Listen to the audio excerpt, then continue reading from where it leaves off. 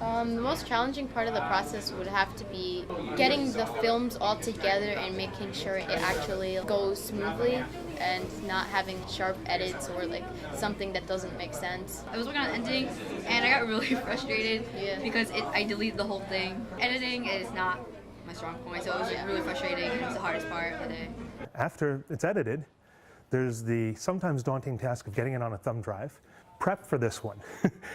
Practice that in advance because you want to make sure that you can actually get your films on thumb drives and get them centrally located for screening.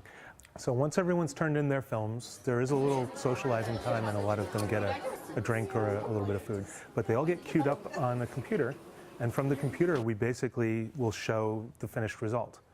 I've had students describe that that's an especially fulfilling moment for them because the audience will react. They'll go, ooh, or they'll laugh.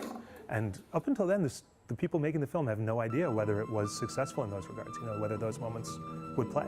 I find it a very supportive audience because most of the people in the room have just gone through what the filmmakers just went through in their own version of it. It's an audience that's more prone to laugh at the funny parts, which is great. So, what did we like about this film? Yes. So they screen the film, and then they ask the filmmakers to come up and talk about it. And there's a little Q&A, and everyone finds out what was behind the scenes. Yes. I kind of liked how you changed up, like from one shot to another. Once you know what's happening behind the scenes, it's easier to engage with the final product too. You feel like you were in on what was really happening. So then we show the film again after the students have talked. And I think sometimes there's a new perception of it, and it's always great to see it twice too. There are some set questions you can have ready.